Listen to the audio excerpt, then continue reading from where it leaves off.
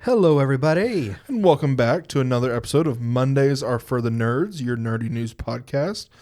I'm your co-host, Jay Wright. And I'm your other co-host, Tristan Stump.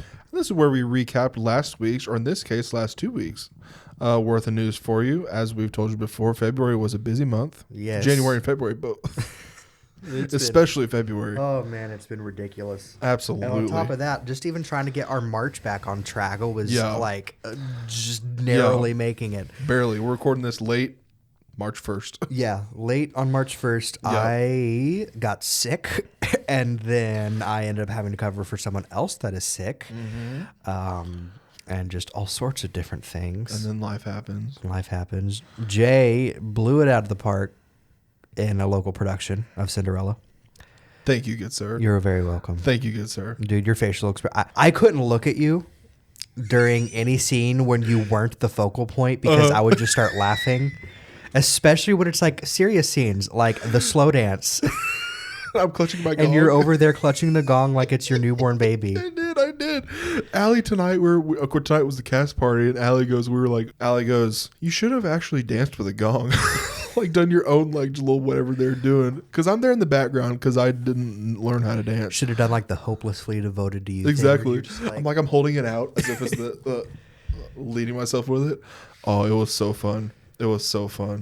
I could tell you're having a lot of fun with it. Yeah, and the face. I got a bunch of ahs tonight whenever they tried on the slipper and they like proposed, and I'm like, oh, I got my hands up against my head, and everyone goes, "Oh, Jay." I was like, yes.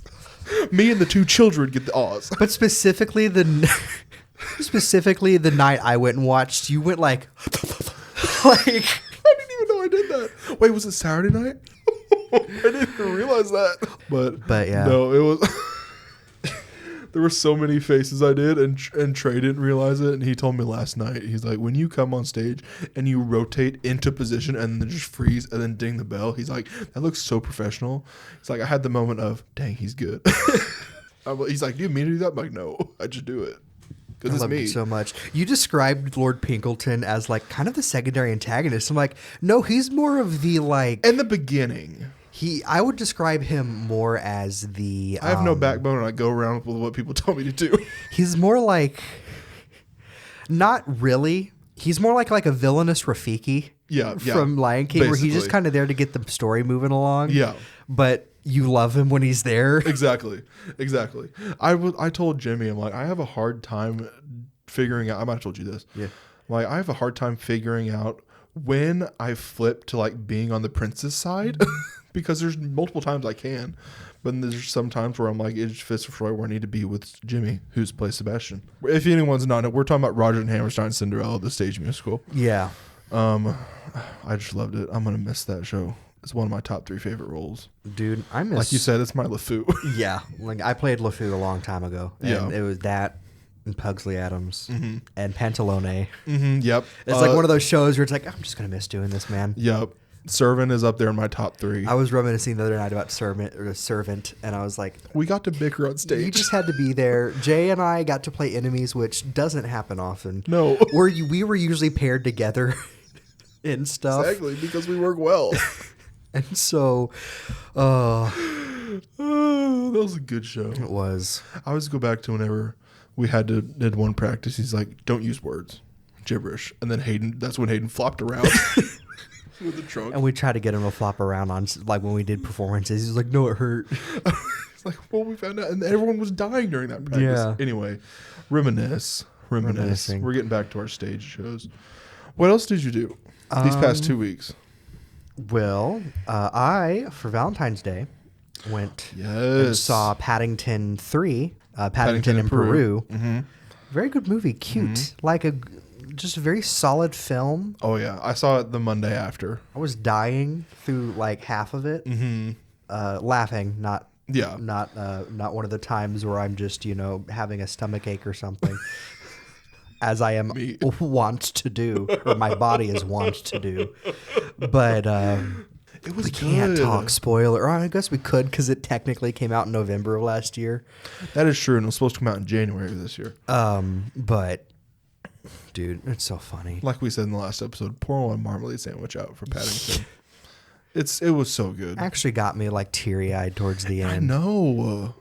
I hadn't even watched the first two and I was getting teary-eyed. It was, dude, 2 will make you bawl. 2 is like, this one was like as good, but 2 just has that leg up. Mm-hmm. None of them are bad. There's not a bad Paddington movie out there. And there's just something about them where it's like they're not, and none of them are particularly based on any Paddington story. Like it's just kind of movies made from the mythos of Paddington, and for them to do 3 movies in a row basically making up a story with a beloved children's book character and they're all good, it's like, yeah, what's with it with children's book bears and making movies out of them, and you can rarely go wrong until he enters public domain, but we don't have to. Oh no, Paddington joins the Pooniverse. Oh no, blood and marmalade. This is exactly what it's gonna be. I told you it's like Paddington can do no wrong, because even if he commits a crime, just the way Ben Whishaw plays him, and you're just like, oh, Paddington, you just murdered him. Oh, he stabbed him for good reason. Exactly. It wasn't a hit and run. He was trying to go get his marmalade sandwich. He was driving. What's the family's name? The Browns. Yeah, he was driving Mr. Brown to the hospital. Exactly. He's fine, even though he's very much in the guilty. You're like, no, you're fine. You're fine. There's no marmalade sandwich for one day. Yeah. That's his punishment for murdering someone. Oh, but if those big brown eyes looked at me and asked me for a sandwich, I might give one to him anyway. Exactly. I'd be like, shh, don't tell anyone. But watched that. Obviously, I went to a Comic-Con while we were gone. We both went to a Comic-Con. You went one day. I went both days. Yeah. And while we were there, you, me, Hayden, and my dad watched Captain America, Brave New World. Yes, here's our 2-week late. Our 2-week late review of Captain America, Brave New World. I liked it. Yeah. I was making my tier list last night of 2025 movies I've seen, and I think I put it on the awesome tier. Yeah. I would say we still have yet to have a post No Way Home movie that tops any of the movies before that. And I say that as if MCU Saga 1 didn't have some stinkers. It definitely did. Yeah. But like it has had a lot more highs than the Multiverse Saga has had. Like its highs are probably on like Shang-Chi. Yeah, Shang-Chi's a high, but I'm like, if I want to make a comparison to Saga 1, its highest is probably like Iron Man 3 or where it's like it's good, but it hasn't been like, it's not like among the I guess No Way Home's part of the Multiverse Saga, isn't it? Yeah. Or was it the end? Or was it the end of it? No, it's part of it. It's part of it? Because so I guess Phase 4 started with Black Widow, and that was when they got the 4 all in that one year. year. That's true. So I guess that's the highest. No Way Home has actually been like, of the multiverse. Guardians 3, I feel like, is up there. Oh, Guardians 3 is definitely up there. We're not talking about the movie. No. I was thinking about this, and I told you, and you probably heard it online, everyone who's listening. If they would have kept Red Hulk out of the promotional, the build up to that, that would have been so great. Which it's weird that because if you were a comic book fan, you would have known immediately. But if you're not, then you'd be like, "Oh, what's happening?" Because like it's weird that we can talk about the third act reveal so openly because it was revealed in the first trailer. Whereas we can't talk about stinking the red herring main villain. Exactly, because he's in it. And that's it. Yeah, you don't know how, but. No, if you would have the build up to Red Hulk would have been awesome. Oh, dude, yeah. It just would have been, especially the scene whenever. But then at the same time, they have that big reveal of the other villain, which I don't even know. I mean, I guess he's in the casting, but I don't know if I want to say his name or not. The leader. You can say it. Leader's in the casting, but like he's almost a bigger reveal than Red Hulk because it's like, what does he look like and all that, which we know based on Pop Funkos that he does not look like what he was supposed to. Exactly. The poor reshoots this movie went through and rewrites and heavy cuts for various reasons and but but all that to be said, I liked it. The aerial battle. Oh, dude! Any of the combat in the movie was great. The combat was awesome. Just the fighting scene is just good old like down to earth fighting scenes in Marvel. Exactly. With also a little bit of that like Avengers, like just a little bit above, because like yeah. I guess Shang-Chi had that, but like we haven't really had what I hand-to-hand feel combat, like a good hand-to-hand combat without. Since Shang-Chi, I guess. Not counting any of the TV shows, but I think Captain America and Winter Soldier came out before. That was 2014. Yeah. Or sorry, Falcon Winter Soldier, Captain America. It's called Captain America in the last episode. Yeah. Falcon Winter Soldier, that was 2020, 2021? 22. 2022? I think the TV show started in 22 because the movie started in 2021. Okay. Anyway, but like those obviously same characters, but like we haven't had like a good. It was that, and then Shang-Chi came out, and then after that, it's been not really been a good hand-to-hand. A lot of magic stuff. Otherworld. Of course, stuff. I haven't watched Marvels yet. That's the only newest Marvel movie I haven't watched yet. I mean, it's kind of like Thor was more cosmic than. Okay, so. Not saying it's got some good. There's a good fight scene in that. Oh yeah, Marvel's is like an enjoyable time. It's not like the best, but people hate on those characters more than they should. Absolutely. I say this as you and I are probably like going to be some of the last MCU defenders. Absolutely. So I fully acknowledge that. And but I'm also willing to acknowledge when movies have flaws, and this one definitely does. Exactly. But a lot of those flaws come from the amount of reshoots it had to do. Mm-hmm. And from the fact that they just didn't include Hulk for some reason. Despite having a leader. Despite it basically being the Incredible Hulk 2. Yeah. And I saw an interview where they're like, "Oh, we wanted this to be Sam's movie." It's like you could have included him, and it's still been Sam's movie. Serpent Society, which didn't get that big of a thing. Like Hulk didn't even have to be in the last battle. Mm-hmm. He could have just it could have been one of those things where he's kind of there to console the whole time, and then when he's finally like, "All right, finally." My first fight, and then just immediately knocked out, and because Hulk's a joke now. Something like that. Yeah. That being said, Harrison Ford, awesome. Oh, Harrison Ford's performance. So Harrison Ford's, and I forget the actor's name all the time, but we were talking about it after we watched it. Isaiah Bradley. Yeah, Carl Lumbly. Yeah. But Carl Lumbly. Of course, he was fantastic in Falcon and Winter Soldier. Oh, yeah, but he fantastic here. Him and Harrison Ford are probably like standout performances. MVPs. Absolutely. The guy, I forget his name, that played the leader. I'm forgetting all the actor's name, but his voice for the leader was perfect. Oh, yeah. And because the only thing I have to go off of is Avengers Earth's Mightiest Heroes, which is considered like the Batman the Animated Series of Avengers cartoons, where it's just kind of a lot of people have it as like their definitive Avengers cartoon. Yeah. But the leader's voice in that is kind of like that similar, just very like... It's just like... just cartoonishly smooth. Of course, Tim Blake Nelson also has that kind of voice. Where he feels like he's, like the smartest person in the room. He's always 2 steps ahead. Mm-hmm. You kind of wonder if everything between... Incredible Hulk and now has been because of him. Exactly.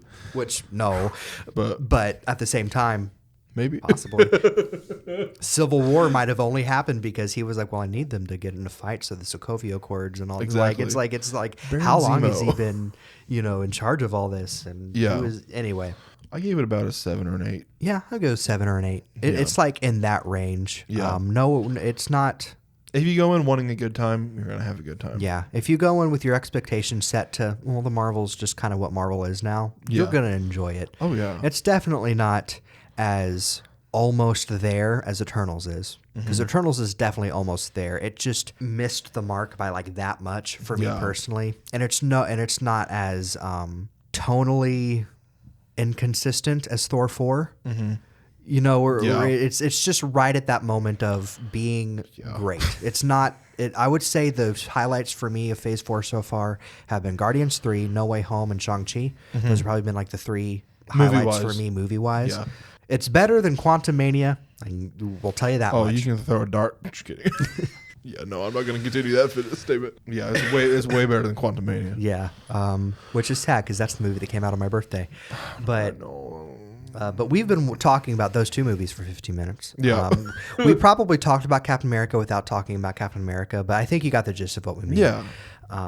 So we did that. Mm-hmm. Con was great. Not really any particular stories to tell that I haven't already told you? It. Or I haven't beat Metaphor yet. For those wondering, I'm still kind of like, I'll beat the last boss when I feel like it because I'm frustrated with it. Yeah. So instead, and I haven't played Banjo-Kazooie for the same reasons. The water. Because I keep getting frustrated with the games I'm picking to play, even though my resolution was to complete games. Yeah. So instead, picking a nice easy breezy game and playing Xenoblade Chronicles. Is that easy? No, I'm 80 hours in and I'm not even done. Oh my god. No. To be fair, I've been sick this week, so a lot of that has been playing it.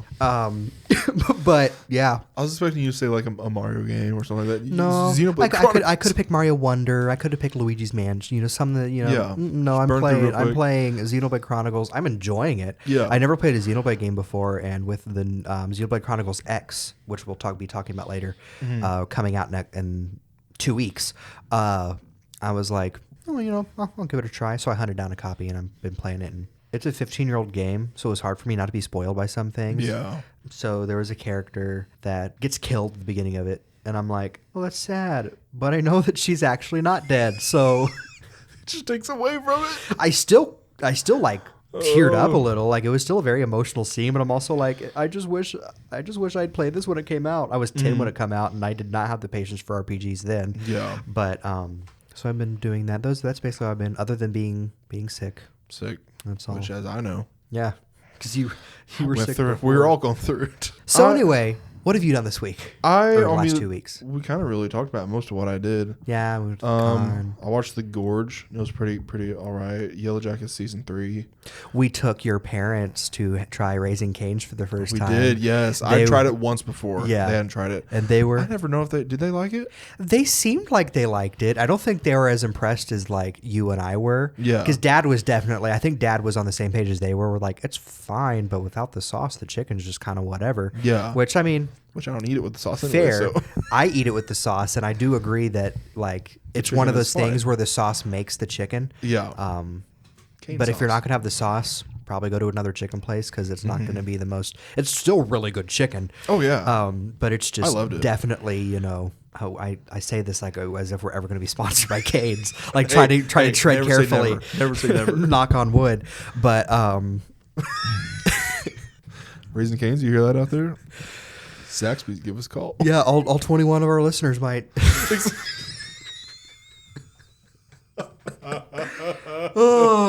Self roast. That's rare. We're alienating our crowd. Anyway. Of course, yeah, Yellow Jackets came out. I've been watching that. I've been spoiled last night. Did you see the video that Trey took? I did watch part of it. And and I watched the rest of it on mute because I was actually taking notes for tonight when I saw that, and so I was like, late last night, dude, I don't want to talk about it. Yeah, no, not the video. I don't want to talk about the fact that I was up late last night, doing notes when I had to be up at 7 a.m. Yeah, no, I've been there. Yeah, I got spoiled last night by something that happens in episode 4 that I have not seen yet. But the first 3 episodes, I'm loving. My mom, I'd be watching. My mom would be like, "That's weird," and I'm like, it's half horror, Mom. Yeah. I know you're watching it because I'm watching it right now. It's not. It's definitely not my thing. No. I'm just like, I'm surprised I'm into it, but because of how worst case scenario my brain goes, I'm gonna be like, I can't watch anything that fuels that. Girls in the Wilderness, and you know these ones survive, but you don't know if the other ones do.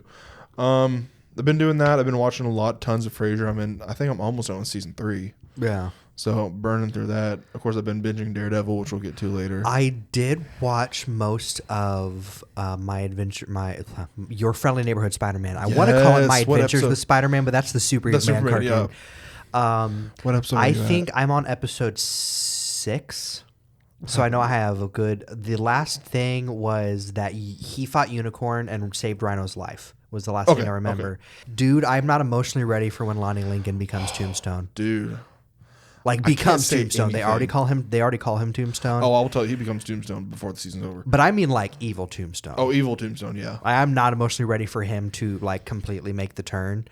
The story, is it not so good? But yeah, so those are some of the things we've been up to. I don't know how much. I'll keep this part in. Who knows how much you actually heard of that because we're talkative. It's not to date this, but it's 10:30 and I have a lot to do before I go to sleep tonight. I know, I'm so sorry. It's not your fault. Trying to get my releases. Getting to releases. All right, and the movie side of things for the past 2 weeks on VOD Digital on Tuesday, February 18th, Companion was released. In theaters on Friday, February 21st, The Unbreakable Boy. When Scott and Teresa learn that their son, Austin, is autistic and has brittle bone disease, they initially worry about his future. However, with Scott's growing faith and Austin's incredible spirit, they become unbreakable as they find joy, gratitude, and courage in the most trying times. The Monkey came out when twin brothers find a mysterious wind-up monkey. A series of outrageous deaths tear their family apart. 25 years later, the monkey begins a new killing spree, forcing the estranged siblings to confront the cursed toy. Cleaner came out as a limited release, hoping to expose corruption. Radical activists take 300 hostages at an energy company's annual gala in a high-rise building. Their cause soon gets hijacked by an extremist within their ranks who's ready to kill everyone. It's now up to a former soldier who works as a window cleaner to save the hostages trapped inside, including her younger brother. And Old Guy got a limited release, follows a contract killer facing the end of his career who is thrilled when the company pulls him back into the field, training Gen Z newcomer Wilborg, a prodigy assassin with an attitude. On Friday, February 28th, The Last Breath came out, a true story of seasoned deep-sea divers who battle the raging elements to rescue a crewmate who's trapped hundreds of feet below the ocean's surface. A sloth story follows a speedy 12-year-old sloth named Laura, whose odd sloth family is left homeless by a devastating storm. And The Legend of Ochi, which I really want to see. A young girl learns to never go outside after dark because of reclusive forest creatures known as the Ochi. However, when a baby Ochi is left behind by its pack, she embarks on an adventure of a lifetime to reunite it with its family. It's like E.T. meets Gremlins. I think I remember watching the trailer to that. It's like yellow with a blue face. Mm-hmm. It's like, yeah.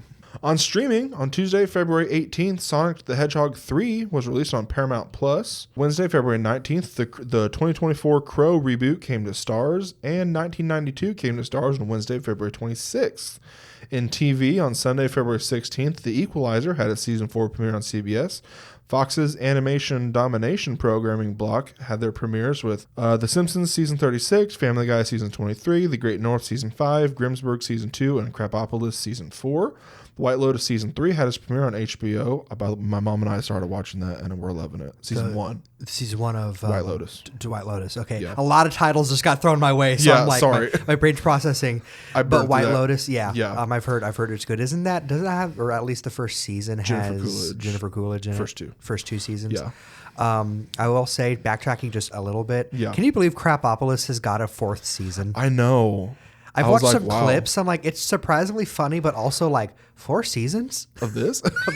Yeah. But Duncantown got canceled. Exactly. I mean, dude, I've seen like 4 episodes of Duncantown, and I love it. It was like a year and a half ago. Last Week Tonight with John Oliver had a season 12 premiere on HBO, and 90 Day Fiancé came back with season 11 on TLC. Monday, February 17th, American Murder, Gabby Petito, the docuseries, dropped on Netflix. My mom and I watched it, loved it. Gabby's Dollhouse season 11 also dropped on Netflix. Wednesday, February 19th, saw the Win or Lose season 1 premiere, 2-episode premiere on Disney+. There's now 4 episodes out. Have you watched it yet? Of Win or Lose. Win or Lose, the Pixar one. Not. It's pretty good. I've watched all 4 of them. I'm loving it. Thursday, February 20th, we had Reacher Season 3, came out on Amazon Prime Video, and Zero Day Season 1 dropped on Netflix. Friday, February 21st, saw Surface Season 2 premiere on Apple TV+, and 1000 Below Season 1 premiere on Hulu. Sunday, February 23rd, NBC got their programming block started up with the series premieres of The Americas, Suits LA, and Grosse Pointe Garden Society, and 1923 Season 2 premiered on Paramount Plus for all of you Yellowstone fans out there. And on Thursday, February 27th, House of David got its series premiere on Amazon Prime Video, and Running Point Season 1 dropped on Netflix. That is all my releases for the past 2 weeks. Nothing from like Saturday or anything. No, this week was like kind of slow on TV and movies. I mean, as far as my releases go, it's been like, it's not a whole lot, but a lot because 2 weeks. February 17th, we had Immortal Hunters on PC from Admiral Games and publisher NDIO. An RPG beat 'em up about immortal hunters facing a corrupt church that has taken over the world. I did not write down every actual description of these games because some of them are really long. That one was like a whole paragraph. Jeez. So, like, it basically was the story and gameplay description. I was like, I'll summer it up. When I Google synopsis and I see like it's like literally this big, I'm like, what the crap? Am I gonna be spoiled? It's an RPG beat 'em up about immortal hunters facing a corrupt church that has taken over the world. February 18th, we had Ale Abbey on PC from devs Hammer and Ravens and publisher Shiro Unlimited. Build and expand your monastery, craft recipes, and brew holy ales in this unique brewery tycoon. No pre-made recipes in Ale Abbey. Oh no, and it's a canvas for true beer alchemists. It's simple as brew, sip, and repeat. Welcome to Ale Abbey. Oh no. I love when synopses get like cheeky. Yeah. I love it. That one I'm like, that's just hilarious. That I have one about a corrupt church, taking down a corrupt church, and the other is about brewing beer for the good of the exactly. Abbey. It's like polar opposites. We also, on February 18th, had Avowed on Xbox and PC from Obsidian Entertainment. Avowed is a first-person fantasy RPG set in the world of Eora, where your choices carve a path through war, intrigue, and ancient mysteries. Navigate a land in turmoil, forge powerful alliances or deadly rivalries, and wield magic and steel to shape the fate of the living lands and your own destiny. Lost Records, Bloom and Rage on PlayStation, Xbox, and PC from Don't Nod. Embark on a new narrative journey by the creators of Life is Strange. Film your summer of 1995 and create memories of a lifetime with your new friends. 27 years later, confront the dark secrets that made you all promise to never speak again after that fateful summer. February 19th, we had Bee Flowers on Switch, Xbox, and PlayStation. Immerse yourself in the enchanting world of Bee Flowers, a delightful puzzle game where you guide busy bees through hexagonal grids to pollinate vibrant fields or flowers. February 20th had Cabernet on all major platforms from Party for Introverts and publisher Acapura Games. Cabernet is a 2D narrative RPG set in a 19th century Eastern European-inspired world with a modern twist. Guide Liza, a young vampire, in her new life among the unsuspecting townsfolk, where you retain your humanity or descend further into horror you've become. As well as Stories from Saul, the Gun Dog on PC, PlayStation, and Switch from devs Space Colony Studios and publisher Astrolabe Games and Meridium Games. Survive the mystery that awaits the JFS Gun Dog in deep space in this retro visual novel/graphic adventure. February 21st saw Like a Dragon Pirate Yakuza in Hawaii on PlayStation, PC, and Xbox from Ryu Ga Gotoku Studio and publisher Sega. I am so sorry for that pronunciation. Embark on an over-the-top modern-day pirate adventure with an ex-Yakuza, now pirate captain and his crew. Engage in exhilarating combat on land and sea in the hunt for lost memories and treasure. As well as PGA Tour 2K25 on PC, PlayStation, and Xbox from HP Studios and publisher 2K. Take your best shot at glory in PGA Tour 2K25 and a 2K first. Compete in 3 prestigious major tournaments. Personalize your game to expand My Career, My Player, and Course Designer options. Challenge friends across ranked casual and cross-platform multiplayer. Ooh, cross-platform? Yeah. You and I can play golf together. And we'll play it for about 10 minutes. Then I will be like, I don't want to play this anymore. You'll be like that Mr. Krabs meme of, wait, I hate golf. Exactly. That's me. I would stick with mini golf, please. Yeah. February 26th had Repo on PC from SimiWork, an online co-op horror game with up to 6 players. Locate valuable, fully physics-based objects and handle them with care as you retrieve and extract to satisfy your creator's desires. February 27th saw Glover re-released on all major platforms from Pico Interactive. Glover is a puzzle-intensive adventure game made up of 6 worlds with 30 different levels. You control a charismatic glove that walks on 2 fingers, slaps harder than Steve Austin, dribbles faster than Scottie Pippen, and plays with a bouncy rubber ball. Didn't we bring that up on one of the past episodes? Yeah, I remember hearing Glover, and I want to play that. It's an old N64 game. It's wonky. It's an old N64 game. I'll play it. But it's if I great. Can play Glove, it's literally walk like this. It walks like that, On and your then 2 when fingers. you're when you're moving the ball, because you have to get the ball to the goal to win the level. You like he like massages it a little bit. he becomes like a disembodied hand, and like you're playing as a disembodied hand. Yeah. A wizard's glove like literally like falls off and is like, I have to save the day. And I would love this game, dude. It's so good. It's so good in that like not Banjo-Kazooie good. Yeah. But you know that just kind of era of like we don't get games like this anymore. Yeah. It's just absurd. Also on February 27th was Yu-Gi-Oh! Early Days Collection on PC and Switch from devs Digital Eclipse and publisher Konami. Yu-Gi-Oh! Early Days Collection is packed with classic Yu-Gi-Oh! Games from the very early days of dueling, bursting with retro RPGs and strategic card games with beloved anime characters. I did not see how many games there were, but there were a heck of a lot. Like Game Boy Advance, just a ton. Yeah.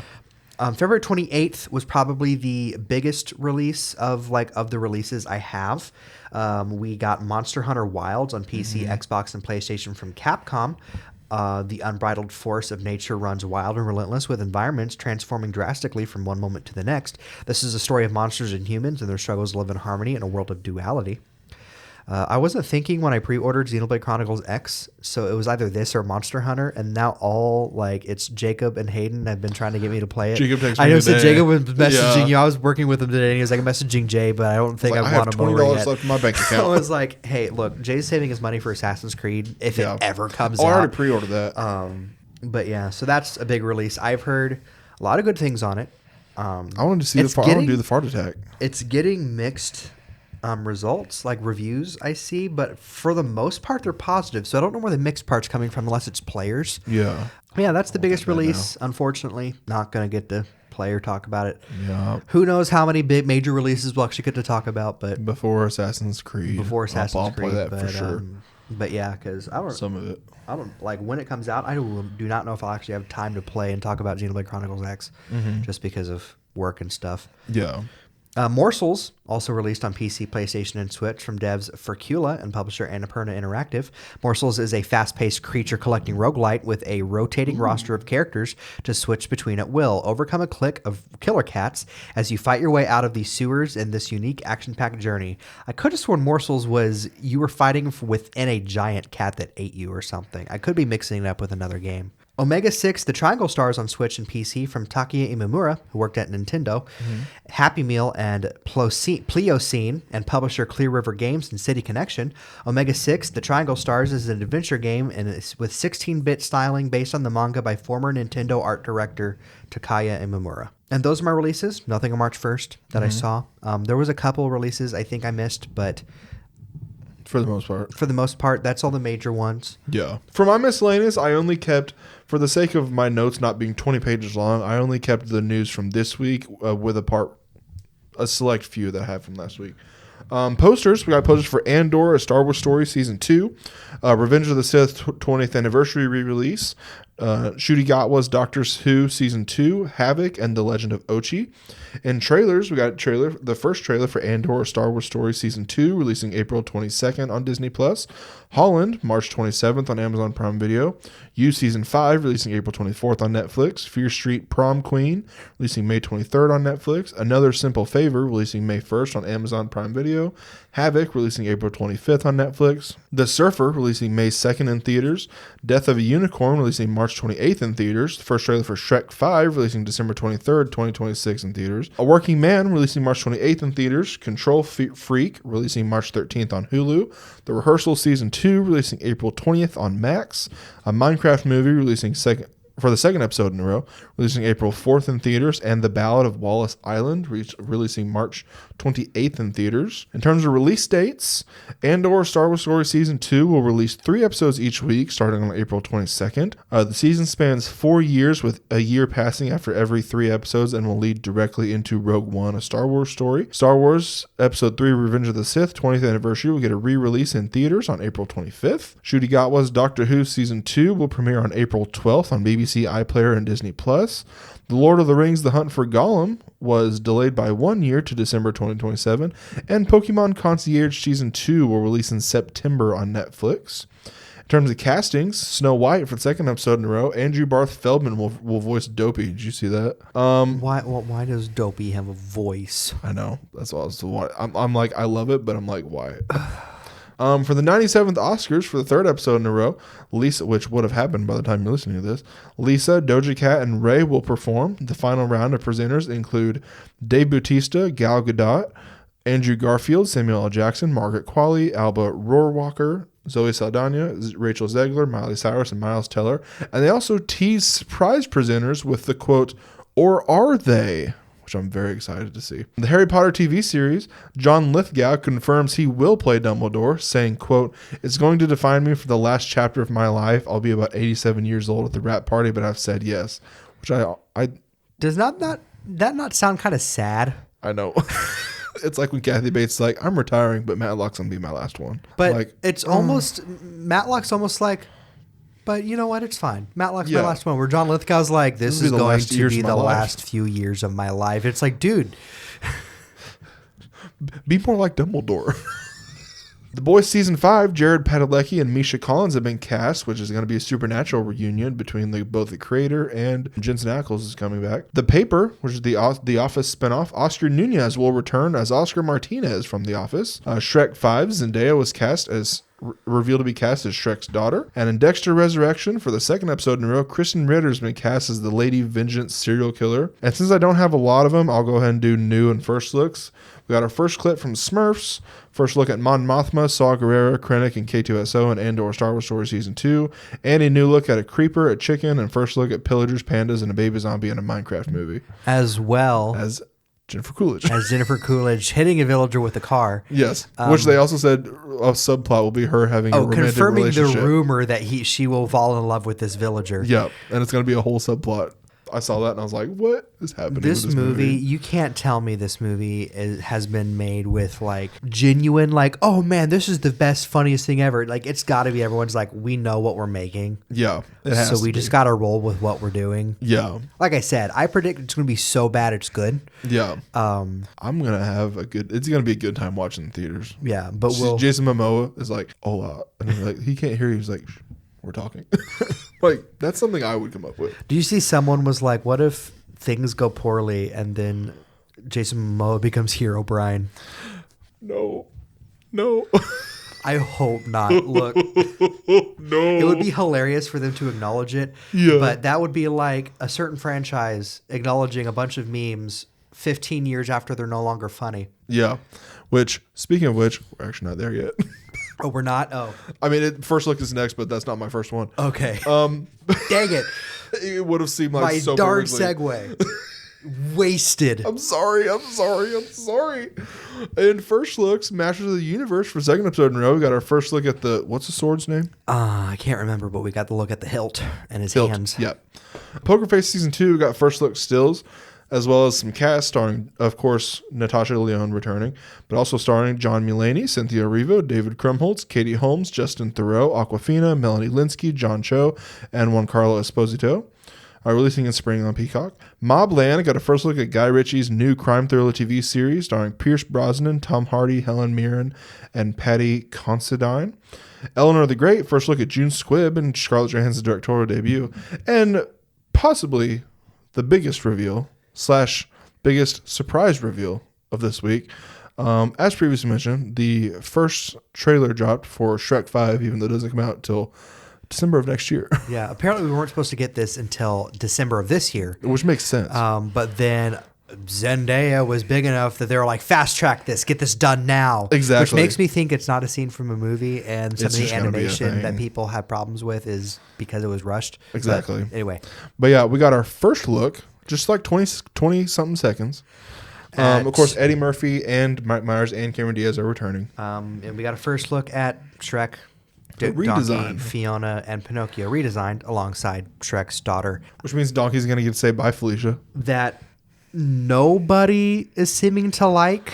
Which they're saying the animation looks bad. No, you think the character design is bad. The animation's actually pretty good. Yeah. Except for some mouth movement with Fiona. Yeah. But that I truly think it's because it was rushed. Mm-hmm. I've seen people comparing it to the original Sonic, and I'm like, no. No, it is not. It Nowhere is not near ugly that. Sonic bad. What it is, as far as the problems people have with the eyes, the animation is, I mean, the eyes are a little closer together. They should probably be farther apart. It would look fine, but like he's older. He's older for He's what? 15 years older. DreamWorks has also seemed to switch for a more expressive, rounder style. Mm-hmm. I'm honestly surprised that Kung Fu Panda 4 looked like it did. Yeah. Fair. And also, a lot of I get this probably isn't a good excuse because you can emulate older art styles without needing everyone that originally worked on the original. But like the creative team in charge of this one is probably different from the first 4 movies. Plus, younger animators worked there. At one point, like this is just a lot of different theories in one. At one point, Illumination was consulting on the movie when it was a reboot instead of a sequel. Years ago, yeah. So that could have been It's like my high school been years. remnants of Illumination's designs. Mm-hmm. It allows for them to be more expressive, like I said before. So because they're expressive in their own way, but it's still stiffer. DreamWorks doesn't animate stiff anymore. Yeah. So there's that. Someone had a theory. I can't remember who, so I can't credit them. That Shrek was originally the anti-Disney movie. I've seen the original. So look. And so this is now an anti-Disney movie, and that Disney is now doing the more stiffer, unexpressive animated movies. So they're gonna go. So they're gonna go more round, cartoony, expressive. Like I said, it looks fine. Some of the facial expressions might not have been a great sell. His neutral face before the mirror brings up like it's his reflection looks fine. Yeah. As for the mirror, he's more chiseled. He's more chiseled. But like, does SpongeBob and Simpsons not look different after 35, 25 years, for almost 40 in the Simpsons case? Yeah. Absolutely. Like, they look the same, but they don't look the same all at the same time. I don't think it's that bad. I'm used to it already. I'm fine. My first reaction was, what have they done to my baby boy? But then I was like, you know what, though? After 25 years, for it to look the exact same, that's just expecting, I think.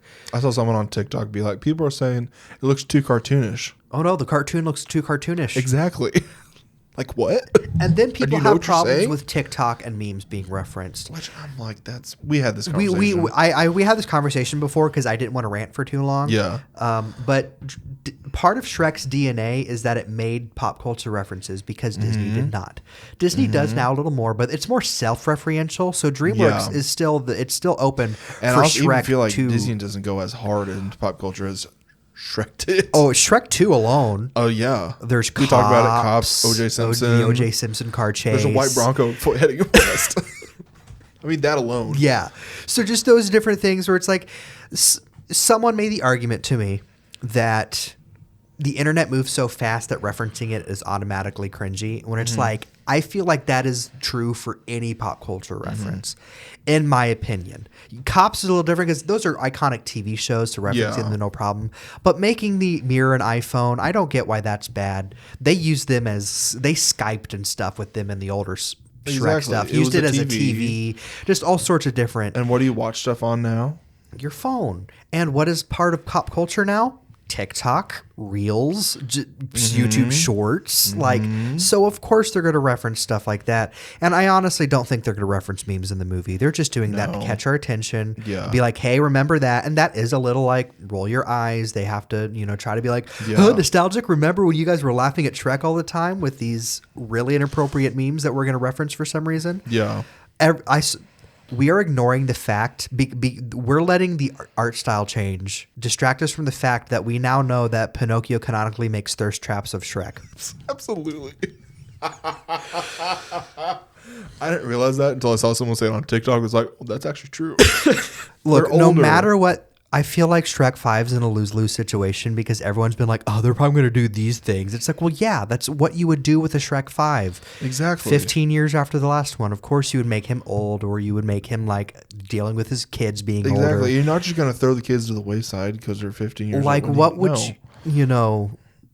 Yeah. We don't even know if Puss in Boots is coming back. We hope so because it got teased at the end of Last Wish. I think if he does, and also when you think of Shrek now, you think of the Puss, trio. Yeah, it's Puss, Donkey, and Shrek. But I think if I was talking to Trey about this, if we think Puss in Boots is going to come back, I think if he does, it's going to be at the end.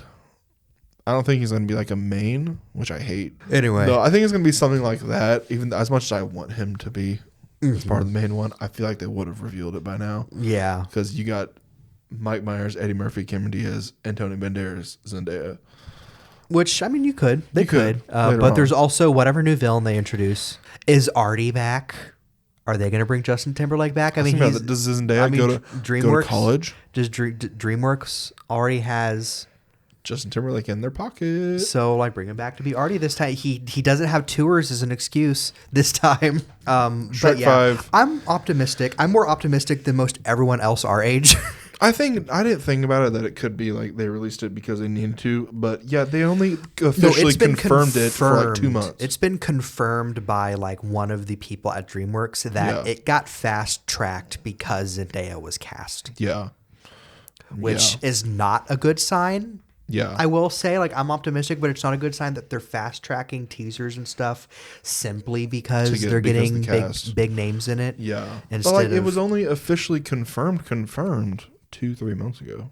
Yeah, Shrek 5, yeah. And they're not going to have that much done. No. So that's why I agree. It could change a little bit. So we will see. The movie could end up not being good. Yeah. That is all my first part of miscellaneous that I have right now. We will breeze through my miscellaneous. Mobile Suit Gundam Seed Battle Destiny Remastered was announced, coming to PC and Switch May 22nd in English for the first time. Cthulhu Keeper was announced from developer Kuwasema, described as a dungeon keeper-like game with a comedic take on H.P. Lovecraft's mythos. Red Rover Interactive announced multiplayer social sandbox game Enginefall. Fight other players for control of trains traveling a post-apocalyptic world, coming in 2026. Relic Entertainment announced Earth vs. Mars, an Advance Wars-inspired sci-fi turn-based game. Haikyuu Fly High was announced, a mobile game based on the volleyball anime of the same name. The Thing and Johnny Storm were added to Marvel Rivals February 21st. Deck builder game Monster Train 2 was announced for all major platforms, coming 2025. PlayStation released a PlayStation Portal trailer featuring Finn Wolfhard. Cataclysmo version 1.0 releases March 20th. Samurai Pizza Cats Blast from the Past was announced, a side-scrolling beat-em-up based on the 90s anime of the same name. Looks like it's a pretty pleasant surprise. I didn't recognize it. Of course, when it comes to anime, and a lot of my 90s knowledge is basic, so I don't know a whole lot. It looked really good. Like I'm kind of intrigued by it. I might look into it now. Yeah. Dune Awakening releases May 20th on PC, coming to PlayStation and Xbox at a later date. Chip and Claws versus the Brainoids was announced, coming to PC, Xbox, and PlayStation in 2025. A strategy game with real-time elements. A non-VR version of Among Us VR called Among Us 3D was announced. Teenage Mutant Ninja Turtles content is coming to Call of Duty 6. Solar Suit Games revealed Static Dread 15 Nights at the Lighthouse, a Lovecraftian simulation game. Play as a lighthouse keeper guiding sailors to shore via radio. From the creators of My Friend Pedro comes Shotgun Cop Man, a precision platformer about breaking into hell to arrest Satan, coming to PC and Switch in 2025.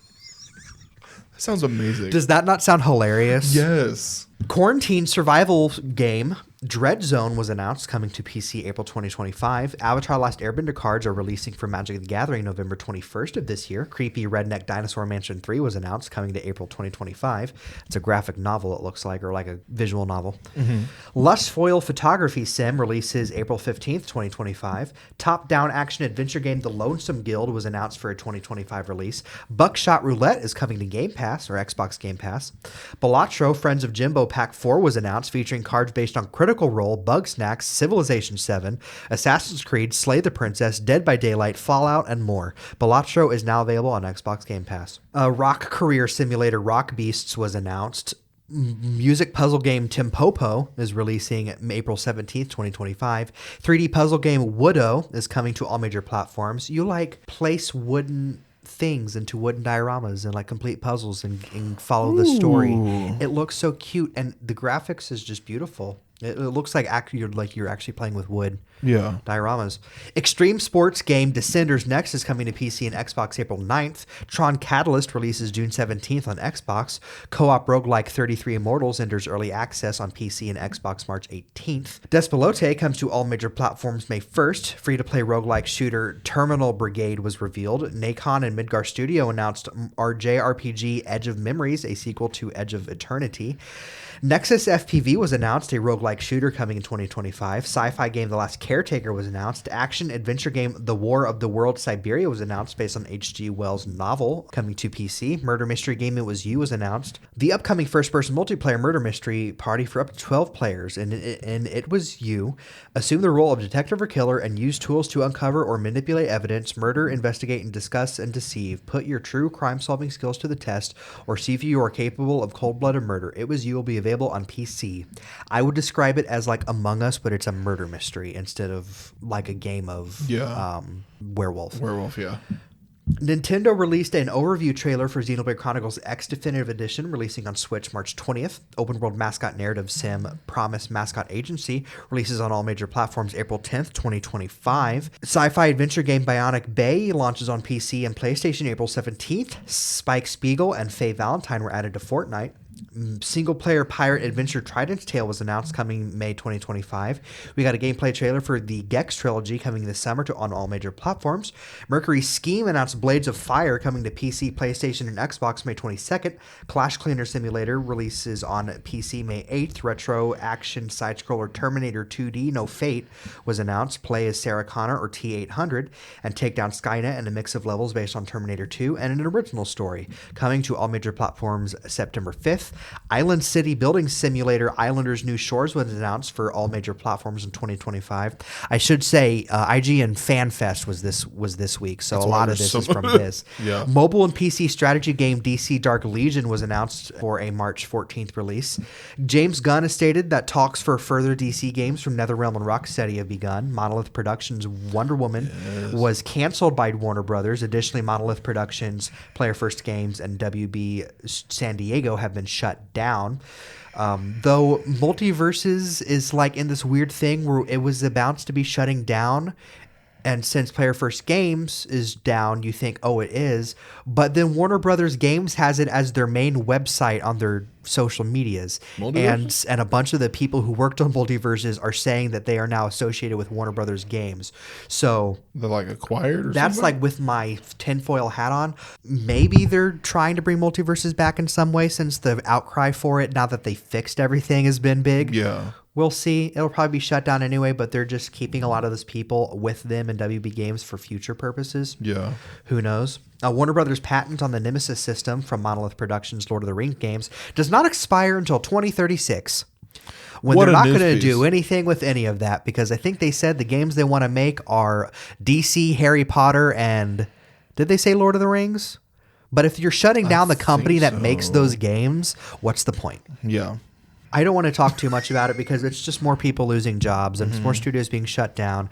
And there's been a lot of studios shut down or speculating to be shutting down because a lot of overseas investors are pulling out now that a lot more companies in other countries are able to code and make games themselves. Yeah. American coders working for overseas productions is not needed as much in certain cases.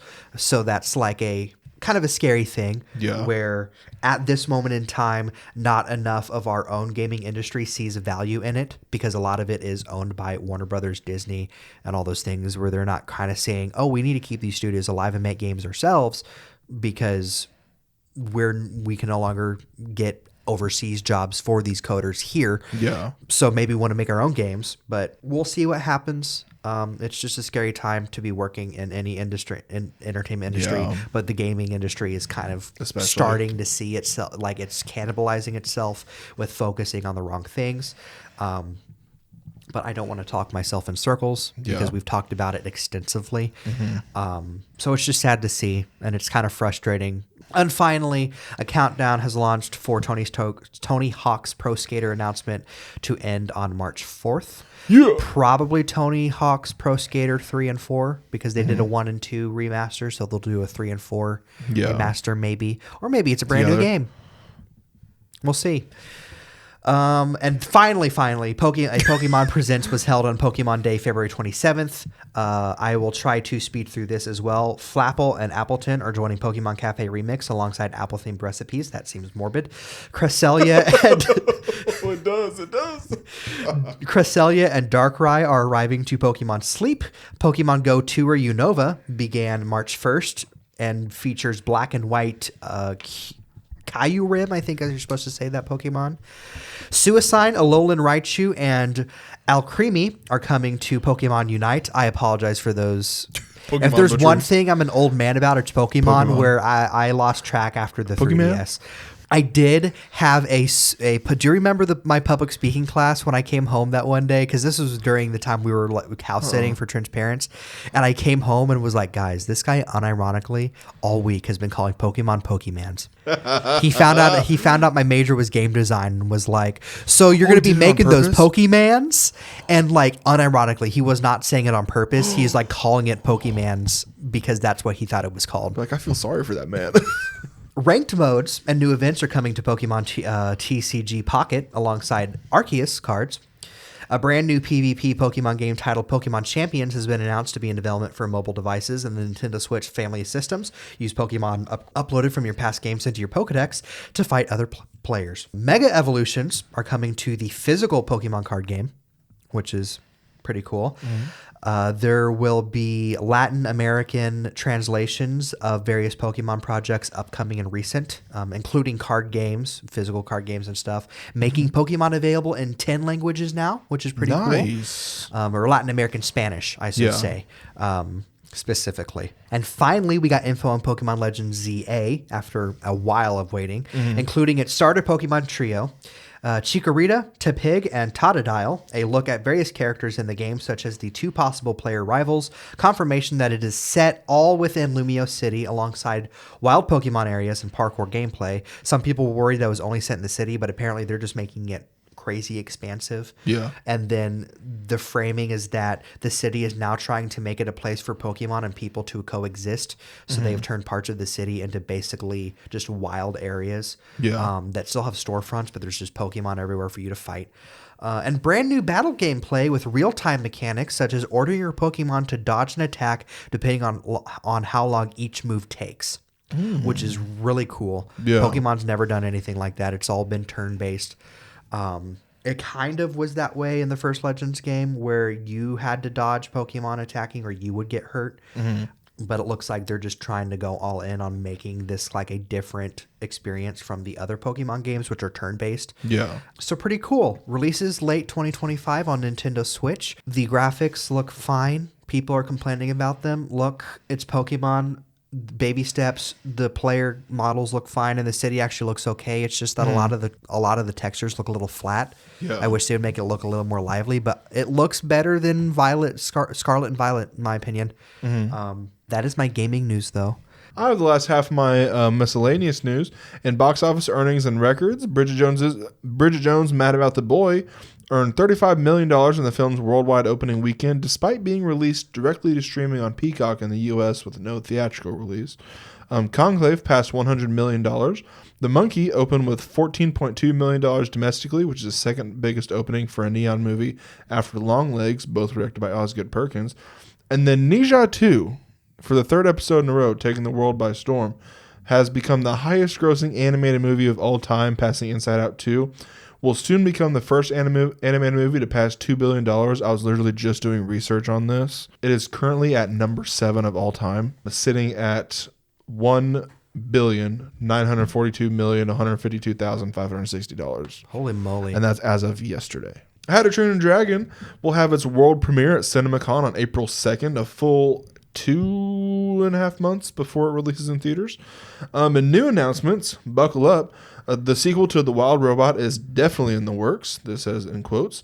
Alan Richardson confirms the Blue Mountain State sequel series will be happening at Amazon, saying, quote, I'm trying to work it into my schedule. Honestly, I think it's going to be the best season of BMS we've ever had. Nowhere Fast, Chris Pine will start a new crime thriller with Noah Hawley set to direct, following a small-town criminal in Texas who inadvertently kills the nephew of his boss. Joseph Kaczynski is set to direct a thriller described as All the President's Men, but with UFOs. David Grush will serve as a consultant on the film. He's a former Air Force officer who testified before Congress in 2023 that the government has studied UFOs and bodies of aliens. Boston Blue, a new Blue Bloods spinoff, is in development with Donnie Wahlberg returning to star as Danny Reagan. I have my parents' opinions on that. Do it. They're so afraid that they're going to undo his character development by being like, no, he had to leave because he's of his alcohol or something again. I haven't seen it. Or I don't know if it's alcohol, but like they're afraid they're undoing his character development by moving him to a different city. Yeah. Oh, that's right, Boston. Because if they brought it back on the same in the set city, what's the point of ending the original show? Exactly. They're very skeptical. They're Blue Bloods fans, through and through. Yeah. Started with Tom Selleck and Donnie. I can see that. You know Tom my mom, Selleck. Tom Selleck and Donnie Wahlberg in the same show. She's there. Set every week. Yeah. So, but then they just love it because they love the show at the same time, and so they're like, we just hope they don't undo the character development just for the sake of bringing him back. Because I was like, well, didn't they leave his character arc pretty open? They're like, I mean, kinda, but it could have just ended there and been fine. Yeah. So they're very my parents are never one to have an opinion like that. They're usually like, whatever. Yeah. And now this time this time they're like, yeah, don't mess with my Blue Bloods. Don't mess with my Blue Bloods. So. Or else it'll be your blood spill. Yeah, so that is my parents' opinion that I can remember well enough. This is last week's news. Yeah, Dad, you can correct me when you listen to this at work. Exactly. I Am Legend 2, Will Smith confirms it is now moving forward. Hancock 2, he also confirmed is in the works, and they plan to approach Zendaya for a role. Mutiny, a new action thriller starring Jason Statham, will release on January 8th, 2026 in theaters. Film follows a man who is framed for the murder of his billionaire industrialist boss and must go on the run.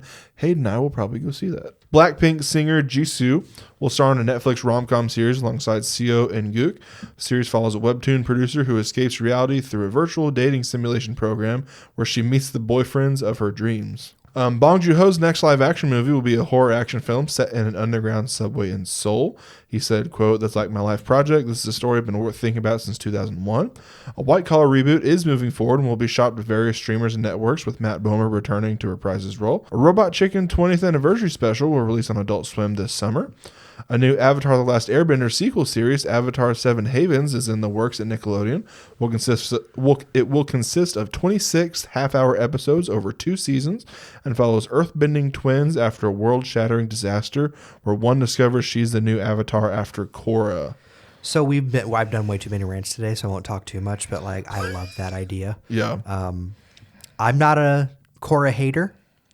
I'm not a Korra defender either. There's some things where I'm like, there are avoidable situations, but some of the things they really blame her for, not her fault. Yeah. So, but I love that idea that what happened at the end of Korra makes people think Avatar is a bad thing. Yeah. It's good. It'd be interesting to see if he's no longer a hero. Yeah. As seen as a hero, because the Avatar is always meant to be a good thing, but now that it's seen as a bad thing. There's also this theory that because of what happened at the end of Korra, the anti-Avatar is also now a possibility. I haven't seen Korra. And so I have this idea. It's probably not going to happen because any idea I have just is not the direction they're going to go. It's like where the twin is the anti-Avatar. Ooh, I like that. You don't find out till the end. And who we won't find out till maybe the end of the first season or something. But I'll be there. Good. I love the Avatar: The Last Airbender franchise so much. I can't say Avatar franchise because there's 2 Avatar franchises. I love the Nickelodeon Avatar franchise so much. Martin Scorsese's new movie will follow an aspiring mob boss who fights rival crime factions for control of the underworld of the Hawaiian Islands, described as The Departed meets Goodfellas. Dwayne Johnson will be the lead and play a ruthless Hawaiian crime boss in the vein of Frank Costello. Leonardo DiCaprio and Emily Blunt will also star, Dwayne Johnson and Leonardo DiCaprio, I never thought I'd see in a movie together. Yeah, that's a weird combination. Yeah. And also with him, he's in an A24 movie coming out. And now with this, I'm like, Dwayne's taking a pivot in his career, maybe? Netflix. Look, he tried to be relevant in the nerd stuff, and it just didn't end well for him. So he's like, you know what? I might as well try to go the film nerd. Take this a little more seriously. Exactly. Netflix, Apple, Amazon, and Warner Brothers are in a bidding war for the film, and then the expectation is the streamer will likely be the highest bidder and win the movie. Oh, they're in a bidding war for that, but not... Never mind. Yeah. An Extraction spinoff series in the works in Netflix with Omar Sy starring in the lead role. A Dr. Odyssey and 911 crossover episode will release in March, and also my mom loves this, 911 will be getting a new series premiering in the 2025-2026 block on ABC, 911 Nashville. A Sifu movie is in the works in Netflix. John Wick franchise director Chad Stahelski will produce the movie. Your Mother, Your Mother, Your Mother, Mahershala Ali will star in Bassam Tariq's new film for Amazon, which, do you know the connection between those two. Bassam Tariq was originally set to direct Blade. Oh, dear. But left the film. There's only ever going to be one Blade. Exactly. Leonardo DiCaprio is in talks to star as Evel Knievel in a biopic directed by Damien Chazelle. Filming would begin this summer. George R.R. Martin says there are talks about making an Elden Ring movie. Osgood Perkins' next film, Keeper, starring Tatiana Maslany, is a single-location horror movie with, quote, essentially two characters. Film follows a woman who has to contend with a sinister force at the remote cabin getaway. Marlon Wayans says they are going to make White Chicks too. Later the war, Eddie Redmayne, Tessa Thompson, and Patsy Fran will star in Charlie Kaufman's new movie following a man who manufactures dreams for people but ultimately begins creating nightmares for them. Iowa Debris is in talks to star in and write the live-action Barney movie for A24, which is officially moving forward. Of course, we previously announced on the podcast Daniel Kaluuya will be producing it. Descendants 5 is in the works at Disney. The film will include characters from Alice in Wonderland. The Beekeeper 2 is in the works with Timo Tjahjanto set to direct. A Walk to Remember reboot is in the works, and a Crazy Rich Asians TV series in the works at Max. In my miscellaneous mentionables, which sounds like a Jeopardy category, I just now realized. Of course, we got our first look at Matt Damon in The Odyssey. A Coat of Thorns and Roses series has been scrapped at Hulu and will not be moving forward. Warner Brothers Discovery is rebranding Max from using blue color to likely some combination of black and white. IMAX CEO Richard Gelfond says he thinks there are 8 movies planned for Greta Gerwig's Narnia franchise. Amazon will officially gain creative control of the James Bond franchise, a new joint venture deal. Michael G. Wilson and Barbara Broccoli will remain co-owners of Bond, but are stepping back to focus on other projects. Jury Duty will return for season 2, which has already been filmed, and will follow a David vs. Goliath theme on a small business going on a company retreat with a real unsuspecting person tested when a Goliath suddenly shows up. And I just want to add this in. Francis Ford Coppola has responded to being nominated for Worst Director, Screenplay, and Picture for Megalopolis at the Razzies. Did you see this? So few have the courage to go against the prevailing trends of contemporary movie making. In this wreck of a world today, where art is given scores as if it were professional wrestling, I choose to not follow the gutless rules laid down by an industry so terrified of risk that despite the enormous pool of young talent at its disposal, may not create pictures that will be relevant and alive 50 years from now. No, you just made a bad movie. And then, in lieu of birthdays and anniversaries this week, I have the second to last round of awards we're going to jump right into. The 31st Screen Actors Guild Awards were this week. Shogun swept in everything it was in, won Female Actor in a Drama Series and Male Actor in a Drama Series for Anna Sawai and Hiroyuki Sanada, respectively, and Ensemble in a Drama Series. Only Murders in the Building came away with surprise wins in Male Actor in a Comedy Series for Martin Short and Ensemble in a Comedy Series. Male Actor in a Supporting Role in a Motion Picture went to Kieran Culkin for Real Pain. Female Actor in a Comedy Series went to Jean Smart from Hacks. Jessica Gunning from Baby Reindeer won Female Actor in a Television Movie or Limited Series. Colin Farrell for The Penguin won Male Actor in a Television Movie or Limited Series. Female Actor in a Supporting Role in a Motion Picture went to Zoe Saldana. Male Actor in a Motion Picture went to Timothy Chalamet, opening the race to him and Adrian Brody for the Oscars. Female Actor in a Motion Picture went to Demi Moore for The Substance. Ensemble in a Motion Picture went to the surprise Conclave, and Jane Fonda won the Life Achievement Award. For the 56 NAACP Image Awards, Keke Palmer won Entertainer of the Year. And there was so much, I only included the film and TV winners, but the 6 AAA won a bunch, including Best Picture, Papa's House, Abbott Elementary, Power Book 2 Ghost, Rebel Ridge, The Piano Lesson, Nickel Boys Cross, Fight Night, The $1 Million Heist, Gracie's Corner, The Jennifer Hudson Show, Luther, Never Too Much, Star Wars The Acolyte, Sing Sing, Emilia Perez, Inside Out 2, Mufasa the Lion King, Ghost, The Chai, Bad Boys Ride or Die, The Equalizer, Gladiator 2, Abducted at an HBCU, A Black Girl Missing Movie, Percy Jackson and the Olympians, Password, Bel Air, Rugrats, The Bear, Black Barbie, a documentary, No Good Deed, Young, Wild, Free, How to Die Alone, Supercell, The Supremes at Earl's All You Can Eat, How to Sue the Klan, The Prince of Death Row Records, Jamie Foxx, What Had Happened Was, The Readout, Celebrity Family Feud, Superman Doesn't Steal, and Peanut Heads, Black History Tunes, Jackie Robinson all won awards there. And at the 78th British Academy of Film and Television Awards, aka the BAFTAs, Conclave won Best Film, Outstanding British Film, Best Adapted Screenplay, and Best Editing. Honora won Best Lead Actress for Mikey Madison and Best Casting. The Brutalist won Best Leading Actor for Adrian Brody, Best Director for Brady Corbet, Best Original Score and Best Cinematography. Wicked won Best Costume Design and Best Production Design. Dune Part 2 won Best Sound and Best Special Visual Effects. Amelia Perez won Best Supporting Actress for Zoe Saldana and Best Film Not in the English Language. A Real Pain won Best Supporting Actor for Kieran Culkin and Best Original Screenplay. Wallace Gromit, Vengeance Most Foul won Best Children's and Family Film and Best Animated Film. Best Makeup and Hair went to The Substance. EE Rising Star Award went to David Johnson. Best British Short Animation went to Wonder to Wonder.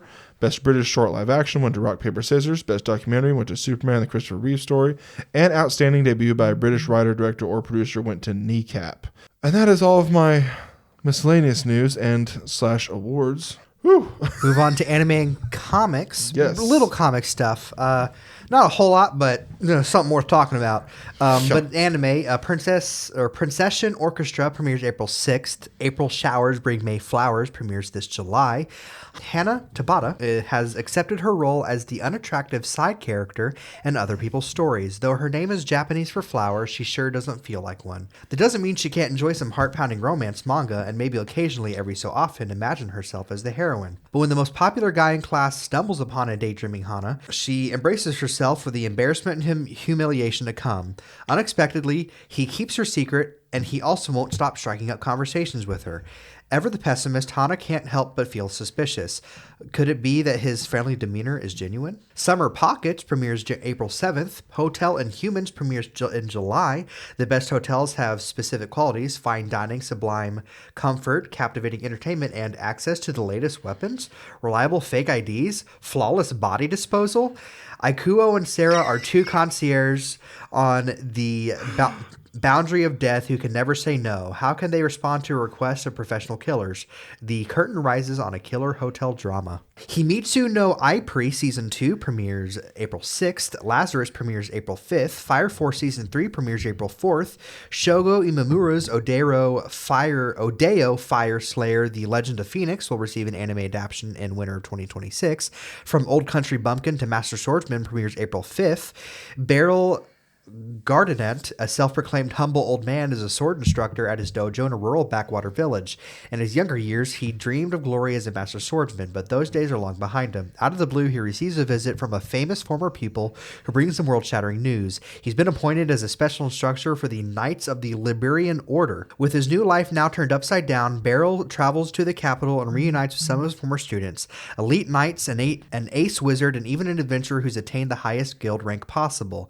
But why do they want his tutelage? As far as he's concerned, they clearly don't need him anymore, but can Beryl live up to his new position? And will he ever get a moment's peace away from his adoring students? Biyori Go premieres April 5th. Rising of the Shield Hero Season 4 premieres July 2025. Utahime Dream anime adaptations have been announced. A anime adaptation of Touring After the Apocalypse was announced based on the manga by Sakai Saito. All alone after the end of days, two girls ride through the desolate ruins of Japan, but they're not about to let the collapse of civilization get in the way of sightseeing. From the hot springs of Hakone to the massive Tokyo Big Sight, they've got the run of the country's most popular tourist spots all to themselves, so why not make the most of it? Compass 2.0 premieres April 7th. Mobile Gundam GQUX premieres April 8th. Ninja to Kurushiya no Futari Gurashi premieres April 10th. Follows Sakato, a ninja who escapes from her village and is saved by a passing high school girl, Kanoa, after she collapses in the city.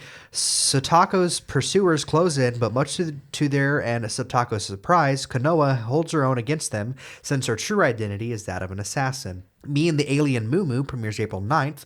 The story follows Mumu, an alien whose species lost all of their scientists and engineers in a planetary war. In order to recover an understanding of their highly advanced technology, Mumu and his friends come to Earth, where they crash land in the apartment of a college student and then decide to study ordinary household appliances. The Cat and the Dragon is receiving an anime adaptation. I believe the thing with the Mumu aliens is that they look like cats. Night of the Living Cat premieres this July. It is about a pandemic in which cats biting people turns them into cats. Is this 3 cat things in a row? Yes. The Apocalypse Hotel premieres April 8th. My Bashi Witches premieres April 6th. My Status as an Assassin obviously Exceeds the Heroes was announced for an October 2025 premiere. I wonder what that's about. MF Go Season 3. We're back. MF Go Season 3 premieres 2026. A Certain Scientific Railgun Season 4 has been announced 5 years after Season 3. The Kept Man of the Princess Knight has been announced based on the novels by Toru Shirogane and Saki Mishima. The Dungeon City is a wicked place filled with crime, debauchery, and death. And one shining light is Arwen, the beautiful Crimson Princess Knight. She and her brave party of adventurers descend into the dungeon at the city's center, seeking a legendary treasure with the power to rebuild the princess's fallen kingdom. Many yearn to be by her side, but the spot is already taken by Matthew, a man despised by all in town as a cowardly weakling. Everyone thinks he is scum who just spent her hard-earned money on booze, women, and gambling. No one in the city, not even the Princess Knight, knows what Matthew is truly capable of. An anime adaptation of To Aru Onbu no Item has been announced. An anime adaptation of Even a Replica Can Fall in Love was announced. When she doesn't feel well, when there's a test, when she doesn't want to go to school, I take her place. I'm her replica. I'm not meant for anything else. But that changed when I fell in love. I wear my hair up so the boy I fell for knows it's me.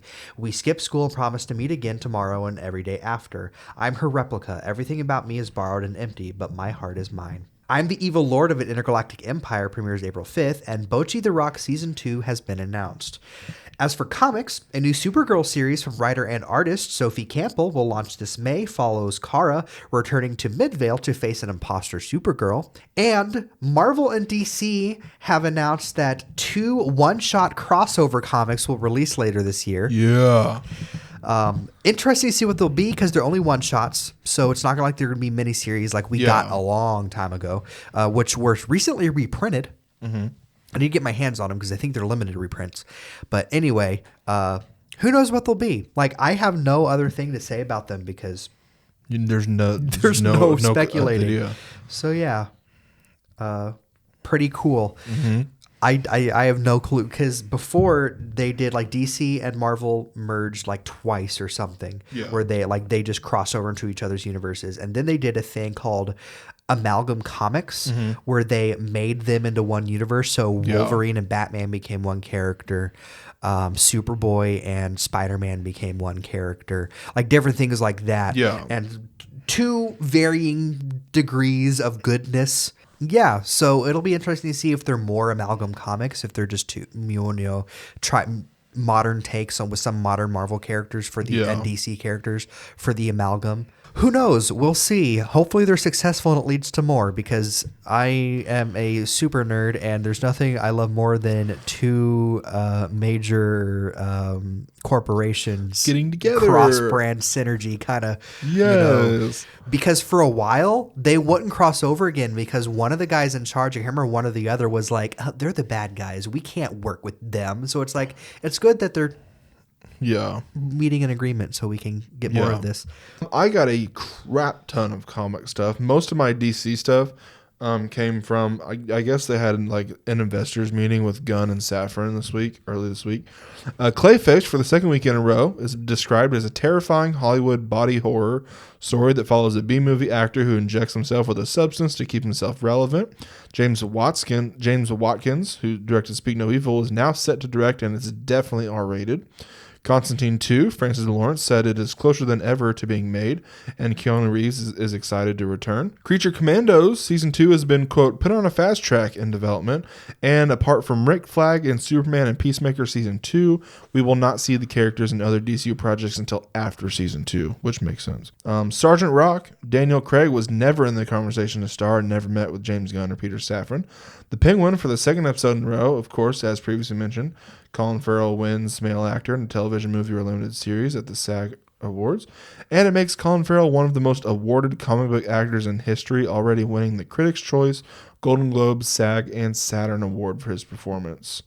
Superman, for the third episode in a row, got a new look at Nicholas Hoult as Lex Luthor, new look at Superman, and is currently in the post-production stage and being tweaked for minor changes, and a new trailer is being cut. Teen Titans, James Gunn confirms a movie is in the works with Anna Nogueira, who's wrote Supergirl Woman of Tomorrow, developing the script. Starfire, an animated show, is in the works at DC Studios. Series will serve as an origin story for the character, and we got our first look at the first logo. My Adventures with Green Lantern, an animated show, is in the works at DC Studios. Series will follow Jessica Cruz, who has her life upended when a Green Lantern power ring falls from the sky. We got our look at the first logo, which I'm assuming it's set in the same universe as My Adventures. It's been confirmed that it's set in the same universe. Superpowers, new animated series in the works of DC Studios. We got a first look at the logo, and it says, series follows new students Lightning, Flash, Plastic Man, Aquagirl, Green Lantern, and Terra learning at a school headed by Principal Martian Manhunter. A series of 4 crypto shorts are in the works of DC Studios. They are seasonal shorts and will release seasonally, and apparently they're already done.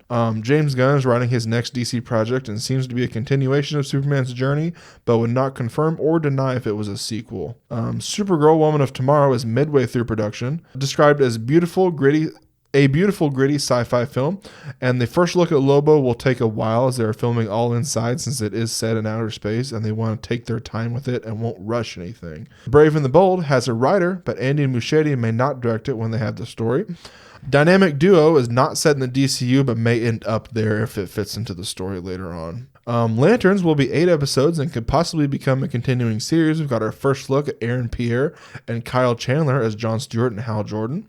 It will explore, quote, who these guys are when they're on the job and when they're out of uniform, and then went on to say, it's designed to be accessible for people who don't know it about the mythology, but hopefully really satisfying for people who know it backwards and forwards. Last night we were watching The Righteous Gemstone as we were building Legos, Trey and I, and Dermot Mulroney is in that, and he goes, did you see the new picture of Lanterns with Aaron Pierre and the guy from Righteous Gemstones? And I'm like, Kyle Chandler's not in Righteous. He's like, Kyle Chandler's not in your Lanterns. And I'm like, yes, he is. He's like, nuh-uh. And he Googled it and he's like, I hate you right now. It's like, you do this all the time. And I'm like, I'm sorry. Peacemaker Season 2 will be more about the characters and their interpersonal relationships, be more about Christopher Smith than about Peacemaker, and they have decided on a song for the opening dance number. And first we got a first look at John Economos. A Batman movie is releasing in October 2027. They would not say if it was the Batman Part 2 or the Brave and the Bold. The following DC Studios projects have had problems in development, including Waller, still hasn't cracked the scripts yet. Booster Gold, showrunner almost joined but lost interest, which apparently was Danny McBride. And The Authority, they said the script had a harder time coming along and it would be harder to do in a time where The Boys is coming out. So I have concerns about that. Seeing as how he was like, yes, we have this laid out, this is planned, and Authority was part of that Phase 1 plan. When I hope they're able to swap those out and it all makes sense. Yep. I hope. We're like on eggshells right now until Superman comes out. Until Superman comes out, I'm like, I'm skeptical. And relatively Peacemaker. I'm skeptical of everything. Yeah. Until we get to like September and then we can coast a little bit. DC has a set a goal to release 7 projects a year, including 2 live action films, 1 animated film, 2 live action shows, and 2 animated series. And they said a plan is set for the next 6 years, focusing on quality over quantity. Robert Pattinson's Batman is, quote, certainly not the plan to be DCU's Batman, but Safran says it is, quote, imperative to introduce Batman to the DCU. And one of the projects from the original release slate may be considering to change to animated instead of live action. In Marvel news, Captain America Brave New World, for the 11th episode in a row, earned $40 million in the film's domestic opening day, which was the second highest opening day ever for a Captain America movie. Opened with $192.4 million worldwide, which is the third highest opening for a Captain America movie. It earned $28.3 million in the film's second domestic opening weekend, a 68.1% drop from its opening weekend, the third biggest drop for an MCU movie. And the Illuminati were going to appear at one point, but were scrapped to be saved for the future. Daredevil Born Again, for the 4th episode in a row, got a crap ton of news on that. A new look at White Tiger, new look at Charlie Cox's Matt Murdock, a first official look at Wilson Bethel returning as Benjamin Poindexter / Bullseye, new look at Muse, new look at John Bernthal as Frank Castle, new teasers. First clips released, one of them being Daredevil and Bullseye's fight sequence, a clip from that. First look at Daredevil vs. Bullseye. Tony Dalton will return as the swordsman, previously appearing in Hawkeye. New character posters for Daredevil and Fisk. And Charlie Cox says a traumatic event happens that he is, quote, still not convinced it was the right thing to do. Went on to say, but we have to come back big and bold. We've got to make a statement after all these years away. What it does do is it's a wonderful catalyst for the rest of the story. I told you this, Foggy's going to die. Probably. Foggy's going to die. Season 2 will release in 2026. Deborah Ann Woll reveals she is set to return as Karen Page, which I'm like, you probably should have waited to say that until after the show is over. Will be 8 episodes long, and Matthew Lillard was cast, with his role is being kept under lock and key. Season 2 drops, at the time we're listening to this, tomorrow. Season 1 drops tomorrow. Yeah, I says, yeah. Fantastic Four First Steps. A Fantastic Four themed IMAX countdown is now playing in theaters. John Malkovich said filming was a, quote, very odd experience because nothing is really there except giant screens and 18 epic cranes.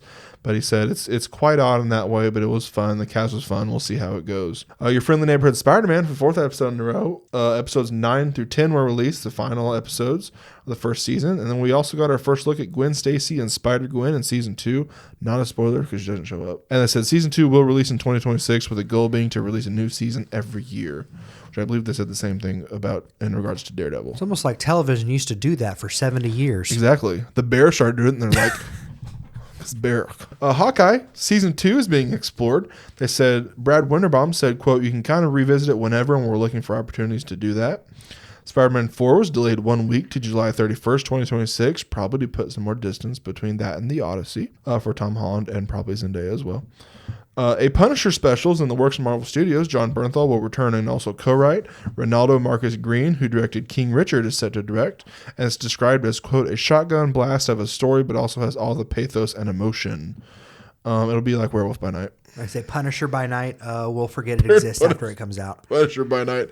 I hate that people don't forget the Werewolf by Night because that's so good. I haven't watched the one in color because the black and white is so good. Look, it's part of that setup for Blade and Black Knight Midnight and all Suns. that. So, like, Midnight we're not Suns. seeing it. No. We're not seeing any of that stuff. Anything again. that Blade touches, unfortunately. Marvel has paused development on 3 TV shows. We gotta stop with these segues. Nova, Terror Inc., and Strange Academy, which every single thing I've seen they included Strange Academy, was expected to focus on Wong. Yeah, no duh. I forget what Terror Inc. was about. Terror Honestly, Inc. probably Midnight Suns related. Probably. And Nova. Well, there goes our plans for what they were going to do with Star-Lord. Our personal plans for what they were going to do with Star-Lord. X-Men 97 season 2 will release in 2026. Charlie Cox said he would love Daredevil to be in Avengers Doomsday or Avengers Secret Wars, saying, quote, I've become a geeky fan of the character, and I weirdly, for the character's sake, feel like it'd be really cool to get that kind of upgrade. Marvel executive Brad Winterbaum reveals they are exploring bringing back more of the Defenders characters into the MCU, saying, quote, I can't say much, but I'll tell you that it's so exciting to be able to play in that situation. Marvel says there are plans for Moon Knight to return in the MCU, but not for a Moon Knight Season 2. And Brad Winterbaum also said they're now actively developing the first X-Men movie, saying, quote, that is the focus of X-Men currently. That is all of my comics news, the most I believe I've ever had. Because of 2 weeks. Because of 2 weeks. And then James Gunn just decided, hey we're just going to answer every question Monday. Exactly. In celebrity deaths, I do have 2 weeks worth, unfortunately. Biff Whiff, which his age was in the 60s. I Think You Should Leave and Everything Everywhere All at Once character actor passed away. Peter Jason, he was 80, Deadwood actor and a frequent John Carpenter collaborator. Jerry Butler was 85, soul singer known as the Iceman and former politician. Alice Herson was 95, Dallas star and Ellen DeGeneres sitcom mom. Julian Holloway was 80, Catch As If You Can and Carry On actor. Lynn Marie Stewart was 78, Pee-wee's Big Adventure and The Running Man actress. Roberta Flack was 88. She was a soulful R&B vocalist known for Killing Me Softly with a Song. Chris Jasper was 73, Isley Brothers member and Rock and Roll Hall of Fame inductee. Michelle Trachtenberg was 39, Gossip Girl and the Buffy the Vampire Slayer star. Robert Orci was 51, Transformers, Star Trek, and The Amazing Spider-Man 2 screenwriter. Angie Stone was 63, Grammy-nominated soul singer who died in a car crash. And Gene Hackman, who was 95, French Connection actor and Superman star. His wife, Betsy Arakawa, was 64, and one of their dogs were found dead in their homes this week.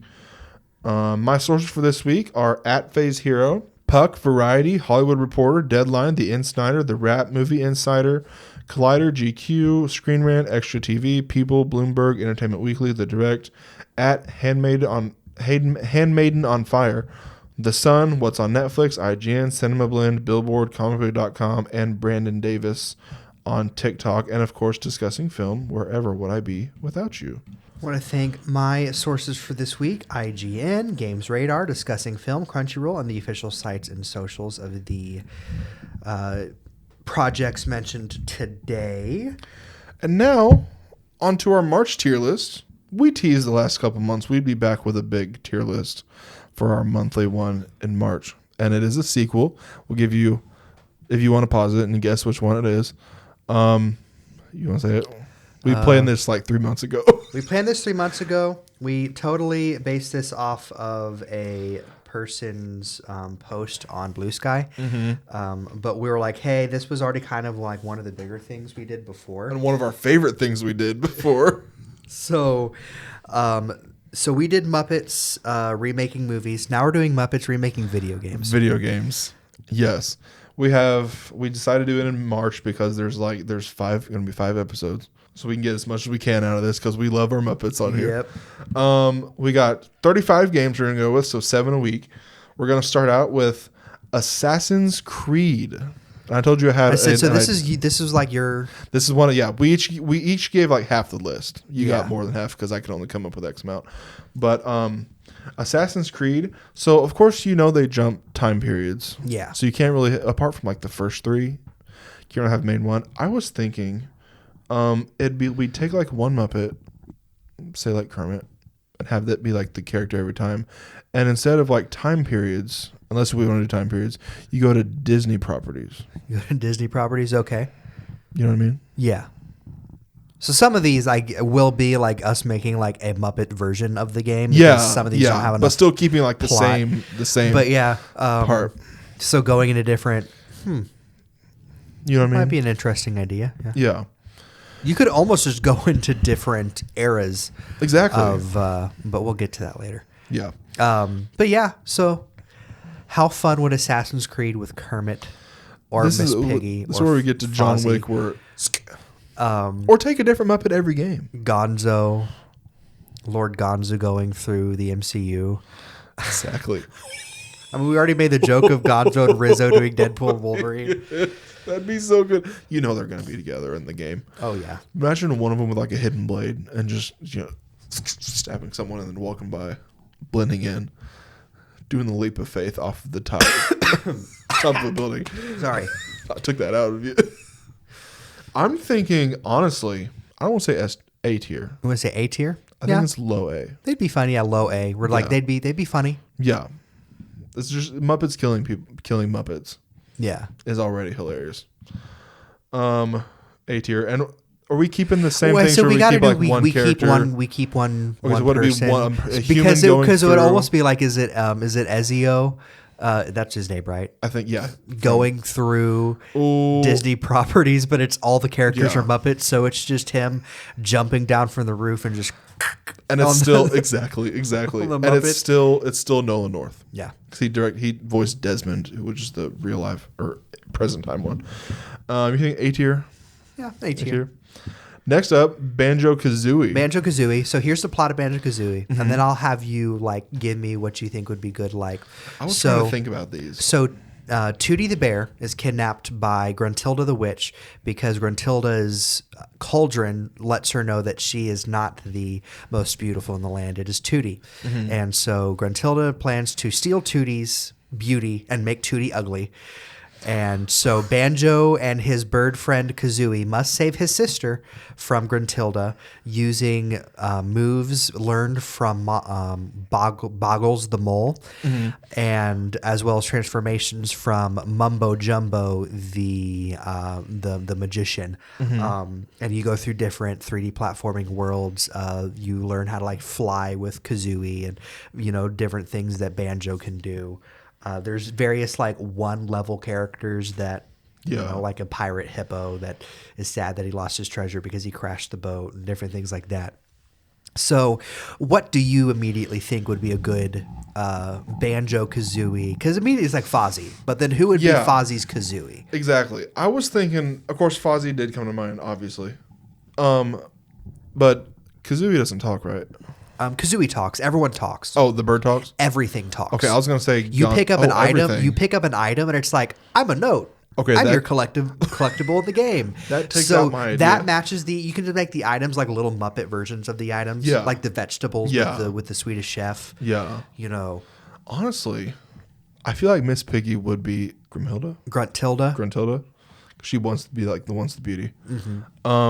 That's the thing where we run into we don't have much more women to play with. It's like, do you keep Fozzie as Banjo and just make Tootie like an original Muppet? Yeah, I think so. Or we have to keep one character. Yeah, so we'll just keep Tootie. Keep Tootie. Would it be funny to have Kermit as Kazooie? With wings, Kermit wearing beak and wings. No, we want this Gonzo. No, it's sad because Kazooie's like the sassy one. Banjo's the straight man, and Kazooie's the one that ticks everyone off because she just won't keep her mouth shut. Gonzo or Rizzo.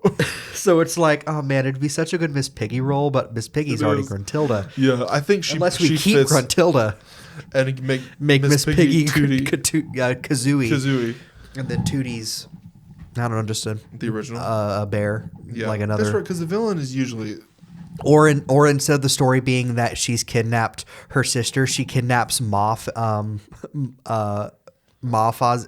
ma. Yeah. And so Fozzie's like, we have to go save my ma. And then Boggles is Boggles the mole. Boggles the mole, like Gonzo or something. It's like, gives you. And what's the other? The Mumbo Jumbo, like the magician that turns you into different things. I think it might be Animal. Oh yeah, no, definitely Animal. You usually find him sleeping. Then he wakes up. He's like, "Yes, I will turn you into this thing. Give me payment. All right, here you go." Exactly. Yeah. And Kermit takes a back seat to this. I'm thinking A tier above Assassin's Creed. You're thinking A tier? All right, just because I feel like it just lends to more being a Muppet. Yeah. Batman Arkham Asylum. The Batman Arkham Asylum. Specifically Asylum. Hear me out. Keep Batman. Mm-hmm. And make all the villains different Muppets. Absolutely. Joker, Fozzie Bear. Oh, that's fair. That's fair. Harley Quinn, Miss Piggy. Poison Ivy, also Miss Piggy. All the women are Miss Piggy. Because Catwoman's not in this. Yeah, Catwoman's not in this one. Penguin's not in this. Two-Face isn't in this. You've got Bane. Is Kermit? No, Kermit would be the Riddler tapes throughout everything. Yeah, Kermit's the Riddler tapes. The one that gets annoying. Gonzo. Animal is Victor Zsasz. Animal is Victor Zsasz. Bane is I don't know, Walter. No, Bane is Swedish Chef. Oh yeah. Or is Bane Beaker? Yeah, Bane is Beaker, and that makes Hugo Strange Dr. Benson Honeydew. Yeah, he'll be in Arkham City. And hinted at in this game, so we can say that he's in this one. Scarecrow is gonna be. What if Scarecrow? Who's Gonzo? What if Scarecrow is Gonzo? That's what I think was Gonzo? I said. I feel like Gonzo or Kermit. Kermit's were Riddler. Gonzo is Scarecrow. Gonzo's Scarecrow. And then Animal's Victor Zsasz. And then you have Commissioner Gordon. Commissioner Gordon is Statler or Waldorf, or both. Statler and Waldorf as Commissioner Gordon. Jim and James Gordon. Come on, Batman, you didn't dodge that attack. You told me. I wish I could dodge being in this game. Oh. S tier. S tier. S tier. Hands down S tier. Unless we make Jim Gordon Kermit, and then the Riddler tapes are Statler and Waldorf. Oh my gosh, yes. I love that. Okay, that's anyway, it. That's either it. or. Kermit. S tier. Yeah, S tier. Regardless. Chrono Trigger. Oh yes, Chrono. I've never played this. So this is probably one of the most famous RPGs ever. I've heard of JRPGs. It's a Super Nintendo game. I have played the PC version. Extremely good time traveling story. You'd love it just because of the time traveling alone. Chrono. That's why I love Assassin's Creed. Chrono is the main character. Him and his best friend, whose name I forget, who likes to make inventions. Her, Chrono, and then this mysterious girl bump into a time machine and get taken through time, and you find out that the girl is the princess of the kingdom who's like running away from home. And they go through basically just a travel through time to save the timeline, save everyone. You get joined by various heroes from different parts of time. There's a robot from the future that joins you. There's a cave woman from the past that joins you. So there is a frog knight that joins the party. That's specifically why I put it in here. Right. So obviously Frog and his name is Frog. Kermit. Would be Kermit. You almost maybe want to keep Chrono and the princess, like make those like the, kind of like Princess Bride, where we're like, keep a couple. I think that's what we kept in Princess Bride. I can't remember. There was one where we kept the main couple. Yeah. But anyway, make the tinkering best friend, like I guess Miss Piggy or Janice, or one of those ones. Actually, the cave woman would be Miss Piggy. Yeah. The robot, 80s robot. Fozzie. Or Fozzie. Or Gundam. Oh, 80s Robot. Yeah, 80s That's Robot right, is 80s Robot. just this one's a little harder to cast, but it's just something like just Kermit as Frog is just perfect enough. That I'm like, this is almost like Muppets. Because the casting is so hard, we might want to put it in B tier because Chrono Trigger is S tier, so making it Muppets and making it a little more of a comedy kind of brings it down a little bit. Yeah, because we got to keep in mind. So yeah, I'd say this is a B tier one. There is a villain who can join. There's like 20 something endings to the game because of the time traveling aspect. Yeah. So there's a villain that can join you in certain timelines, and that one. I need to get this. Dude, is so good. I would love that. I'll tell you if it's on anything modern that you own because I have to get it on PC. But we'll see. Crash Bandicoot. This is Banjo-Kazooie territory where it's like we kind of just, I guess Crash Bandicoot is an animal. Mm-hmm. And then Coco Bandicoot is Janice. Do we make this the Dr. Teeth and the Electric Mayhem? Yeah, this is the Electric Mayhem game. Dr. Cortex is Dr. Teeth. Yeah. This is all Electric Mayhem. Yeah. We're not keeping a character. This is the Electric Mayhem game. What do we think? Do we think this is B? Do we think this is Chrono Trigger level? It's like, and we're just swapping them out. Should it be above Chrono Trigger? I'm below. Below. We have Danganronpa. I think that. So Danganronpa is a game about a bunch of students who wake up in a classroom and they've been accepted into this class because they are the best at something. Best baseball player, best psychic, best fan fiction writer. That's literally one of the characters. And they wake up and they're locked in the school, and this teddy bear guy is like, hey, every week or day or whatever, one of you is going to kill somebody, and we're going to figure out who it is, and then we're going to if you can figure out who it is, we're going to execute that person you say it is. And so it's like werewolf a little bit, kind of, but like people are actually dying. Yeah. And so you play as a character trying to figure out how to escape while also avoiding being killed. Yeah. It's very serious. It has its funny moments. You bond with the characters, although there's certain characters you wish you could bond with more, but they do end up dying. Mm-hmm. And it's half murder mystery, half like thriller of how do we get out of here. Yeah. It's a very long game, and I just included this in here because it's once again the John Wick Assassin's Creed of Muppets killing each other. Exactly. Let's make this very serious story. Which, does that bring it to A tier? Possibly. And this is another one where I don't know if I can get specific with casting, but because you would just replace them all with Muppets. Yeah. It would just be Muppets. You would keep the bear, and then just replace them all with Muppets. Yeah. Does it making it more funnier bring it down a level? A little of both. Take away? Because it's a very anime game. Yeah. So there are some things where it's like, I can't take this too seriously, but at the same time, it's a murder mystery. Yeah. These teenagers are killing each other. And so also, like we discovered with the movie one, where it can be a serious thing, and the Muppets will make it a comedy, but make it better. Yeah. So I say like low A, high B. And finally for the episode, we have Epic Mickey. Epic Mickey. So I put this in here because, hear me out, it's Epic Kermit. You play as Kermit the Frog, who has been transported back in time, or transported to the wastelands. Yeah. Where he meets like the original Kermit or the Wilkins coffee guy. One of the OGs. One of the OGs who is no longer like remembered Muppets. All these forgotten Muppets are going here.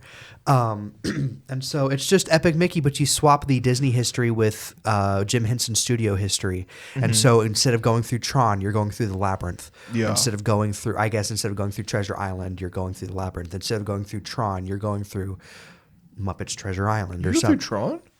Yeah. Have I not gotten to that point yet? Tomorrowland is a little bit of Tron. Oh, okay.